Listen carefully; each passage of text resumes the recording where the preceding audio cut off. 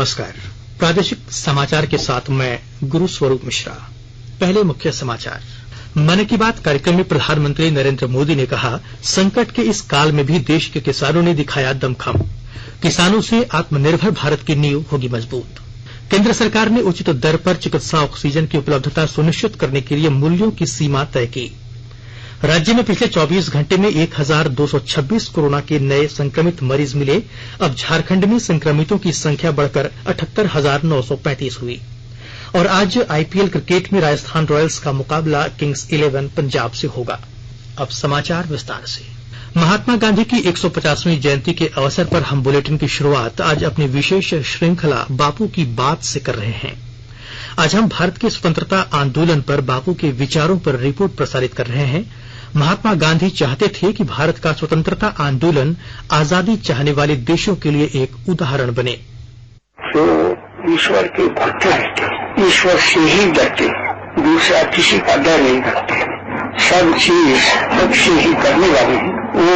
वो बहुत बलवान है, सबसे बलवान वो हो जाते हैं। उनको गुंडा भी सता नहीं सकते, लेकिन गुंडा वो उनके सामने सीधे हो जाते हैं। ये न्याय है। दूसरा मैं कोई जानकारी नहीं चाह रहा कि जो आप लोगों को बता सकता। प्रधानमंत्री नरेंद्र मोदी ने आज आकाशवाणी से मन की बात कार्यक्रम में अपने विचार देश विदेश के लोगों के साथ साझा किए। उन्होंने कहा कि कोरोना के इस कालखंड में पूरी दुनिया अनेक परिवर्तनों के दौर से गुजर रही है। आज जब 2 गज की दूरी एक अनिवार्य जरूरत बन गई है, तो इसी संकट काल ने परिवार के सदस्यों को आपस में जोड़ने और करीब लाने का काम भी किया है। प्रधानमंत्री ने भारतीय संस्कृति से जुड़ी कहानियों को प्रचारित प्रसारित करने वाली महिलाओं का जिक्र करते हुए कहा कि मैं आप सभी से आग्रह करूंगा कि परिवार में हर सप्ताह आप कहानियों के लिए कुछ समय निकालिए। मैं कथा सुनाने वाले सबसे आग्रह करूंगा, हम आजादी के 75 वर्ष मनाने जा रहे हैं। क्या हम हमारी कथाओं में पूरे गुलामी के कालखंड की जितनी प्रेरक घटनाएं हैं उनको कथाओं में प्रचारित कर सकते हैं? विशेषकर 1857 से 1947 तक हर छोटी मोटी घटना से हम हमारी नई पीढ़ी को कथाओं के द्वारा परिचित करा सकते हैं। मुझे विश्वास है कि आप लोग जरूर इस काम को करेंगे। कहानी कहने की ये कला देश में और अधिक मजबूत बने, और अधिक प्रचारित हो और सहज बने। इसलिए आओ हम सब प्रयास करें। श्री मोदी ने कहा कि हमारे यहाँ कहा जाता है कि जो जमीन से जितना जुड़ा होता है वो बड़े बड़े तूफानों में भी उतना ही अडिग रहता है। कोरोना के इस कठिन समय में हमारा कृषि क्षेत्र, हमारा किसान इसका जीवंत उदाहरण है। संकट के इस काल में भी हमारे देश के कृषि क्षेत्र ने फिर अपना दमखम दिखाया है। साथियों, देश का कृषि क्षेत्र, हमारे किसान, हमारे गांव आत्मनिर्भर भारत का आधार है। ये मजबूत होंगे तो आत्मनिर्भर भारत की नींव मजबूत होगी। बीते कुछ समय में इन क्षेत्रों ने खुद को अनेक बंदिशों से आजाद किया है, अनेक मिथकों को तोड़ने का प्रयास किया है। प्रधानमंत्री ने कहा कि कल हम शहीद वीर भगत सिंह की जयंती मनाएंगे। आने वाले दिनों में हम देशवासी कई महान लोगों को याद करेंगे जिनका भारत के निर्माण में अमिट योगदान है। 2 अक्टूबर हम सबके लिए पवित्र और प्रेरक दिवस होता है। यह दिन मां भारती के 2 सपूतों महात्मा गांधी और लाल बहादुर शास्त्री को याद करने का दिन है। प्रधानमंत्री ने कहा कि पूज्य बापू के विचार और आदर्श आज पहले से कहीं ज्यादा प्रासंगिक हैं। उन्होंने कहा कि पूज्य बापू का जीवन हमें याद दिलाता है कि हम ये सुनिश्चित करें कि हमारा हर कार्य ऐसा हो जिससे गरीब से गरीब व्यक्ति का भला हो। अपने संबोधन में प्रधानमंत्री ने कहा कि कोरोना के इस कालखंड में एक बार फिर आपको याद कराऊंगा कि मास्क अवश्य रखें और फेस कवर के बिना बाहर न जाएं। 2 गज की दूरी का नियम आपको भी बचा सकता है और आपके परिवार को भी। राष्ट्रीय औषध मूल्य प्राधिकरण एनपीपीए ने निर्माताओं के स्तर पर तरल मेडिकल ऑक्सीजन की अधिकतम कीमत 15 रुपए 22 पैसे प्रति घन मीटर तय करने का फैसला किया है। इस मूल्य में जीएसटी शामिल नहीं है। प्राधिकरण के अनुसार कोविड-19 की वर्तमान स्थिति के कारण देश में ऑक्सीजन की मांग बढ़ गई है। मूल्य की अधिकतम सीमा न होने के कारण निर्माताओं ने सिलेंडर भरने वालों के लिए दाम बढ़ा दिए थे। कोविड के कारण सिलेंडरों के जरिए ऑक्सीजन की आपूर्ति कुल खपत का 10% से बढ़कर 50% हो गई है। प्राधिकरण ने कहा है कि देश भर में मेडिकल ऑक्सीजन निरंतर उपलब्ध कराने के लिए मूल्य नियंत्रण करना अनिवार्य है। रसायन और उर्वरक मंत्रालय ने कहा है कि मेडिकल ऑक्सीजन की मांग में 4 गुना बढ़ोतरी हुई है, जो प्रतिदिन 750 मीट्रिक टन से बढ़कर 2800 मीट्रिक टन हो गई है। सिलेंडर भरे जाते समय अधिकतम कीमत 25 रुपए 71 पैसे प्रति घन मीटर तय की गई है। ये दरें 6 महीने के लिए लागू होंगी। उपभोक्ताओं के हित में फिलहाल ऑक्सीजन खरीद के लिए लागू कीमत अनुबंध राज्य सरकारों के लिए जारी रहेंगे। पूर्व केंद्रीय मंत्री और भारतीय जनता पार्टी के वरिष्ठ नेता जसवंत सिंह का नई दिल्ली में लंबी बीमारी के बाद निधन हो गया है।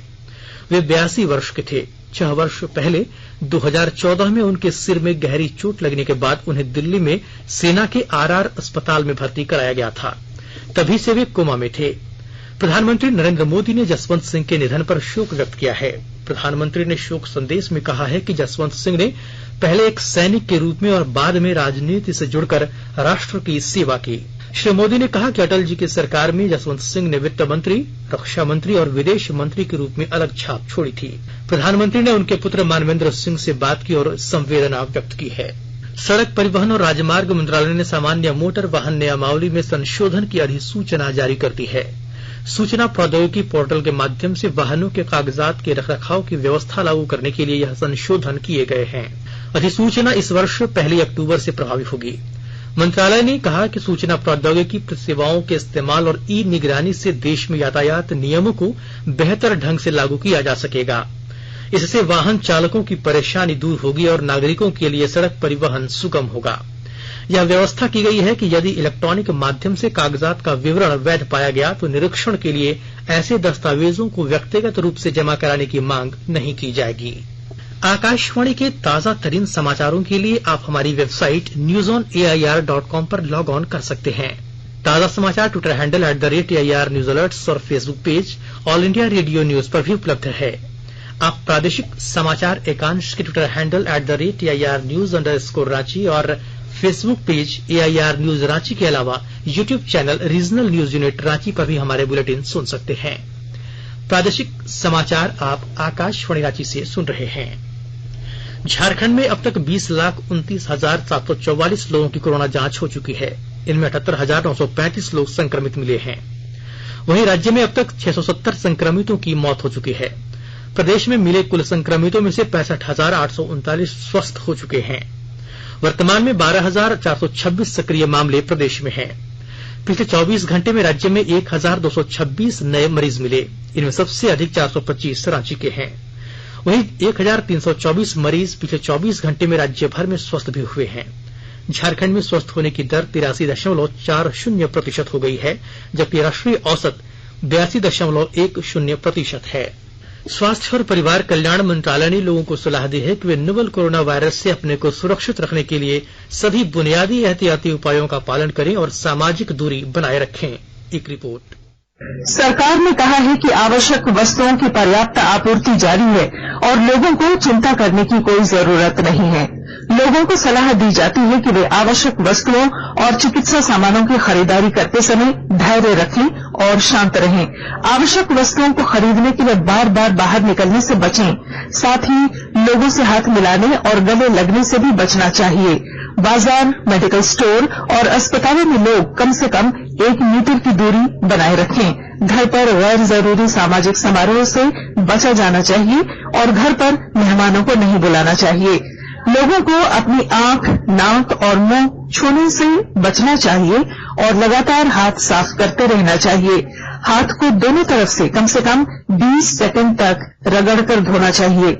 यदि कोई व्यक्ति खांसी या बुखार से पीड़ित है तो वह दूसरों के संपर्क में आने से बचे और डॉक्टर से तुरंत परामर्श ले। स्वास्थ्य मंत्रालय ने कोरोना वायरस के बारे में जानकारी के लिए एक टोल फ्री नंबर 1075 जारी किया है। इधर राज्य सरकार की ओर से भी कई दिशा निर्देश जारी किए गए हैं। इस सिलसिले में सरकार ने हेल्पलाइन नंबर 181 जारी किया है। सरकार ने कहा है कि कोरोना वायरस से संदिग्ध तौर पर संक्रमित कोई व्यक्ति पाया जाता है तो इसकी सूचना 0651 जो रांची का कोड है और टेलीफोन नंबर 2261-000 तथा 2261-002 के अलावा फैक्स नंबर 2261-856 और मोबाइल नंबर 9955837428 पर दी जा सकती है। आकाशवाणी रांची भी आपसे अपील करता है कि कोविड-19 के संक्रमण से बचने और अन्य लोगों को सुरक्षित रखने के लिए कृपया घर पर ही रहें और सरकारी दिशा निर्देशों का पालन करें। आयकर विभाग ने झारखंड और पश्चिम बंगाल में कारोबार करने वाले कुछ प्रमुख समूहों के करीब 20 आवासीय और व्यावसायिक परिसरों में तलाशी अभियान चलाया। ये समूह इन राज्यों में विभिन्न वस्तुओं के व्यापार, वनस्पति घी उत्पादन, रियल एस्टेट और टी एस्टेट से संबंधित गतिविधियों में लगे थे। केंद्रीय प्रत्यक्ष कर बोर्ड ने एक वक्तव्य में कहा है कि तलाशी के दौरान बिना हिसाब के लेन देन, नकदी खर्च करने, अग्रिम पैसा प्राप्त करने और ब्याज के नकद भुगतान के पुख्ता सबूत भी मिले हैं। प्रारंभिक अनुमान के अनुसार करीब 40 करोड़ रुपए की नकद लेन देन के सबूत मिले हैं। 80 करोड़ रुपए की रियल एस्टेट परियोजनाओं के लिए प्राप्त हुए अग्रिम धन की भी जांच की जा रही है। भाजपा के राष्ट्रीय अध्यक्ष जेपी नड्डा की टीम में झारखंड के 3 नेताओं को जगह मिली है।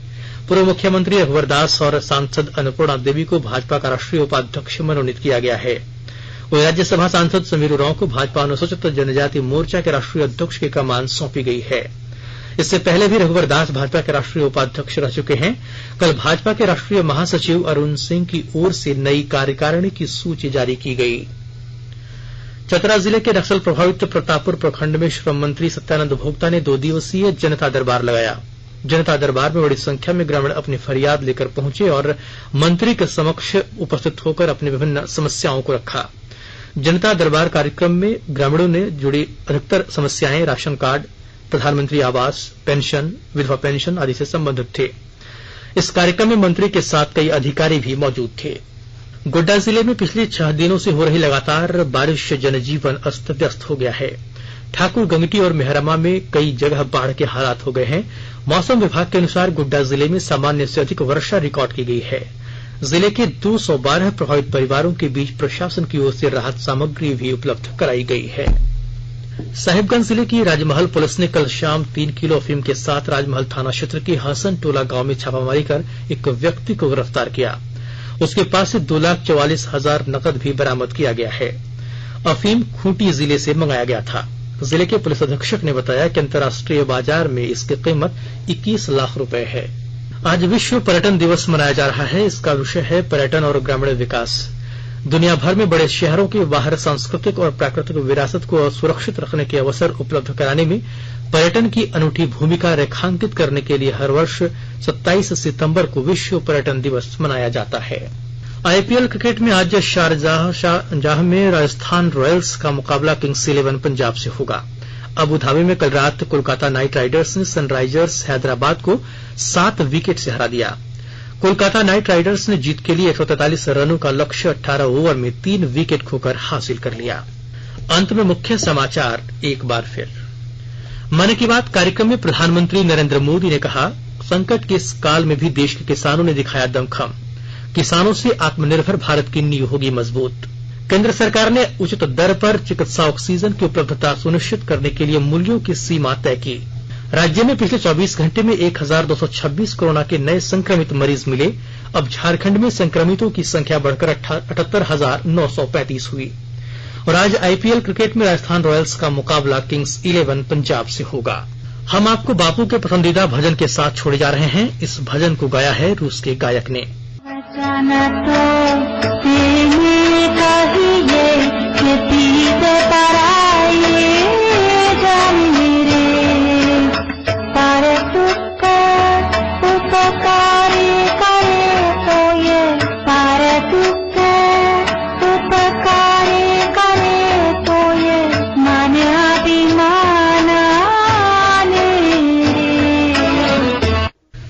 इसके साथ ही आकाशवाणी रांची से प्रादेशिक समाचार का ये बुलेटिन समाप्त हुआ। नमस्कार। घर में रहिए, सुरक्षित रहिए और सुनते रहिए आकाशवाणी।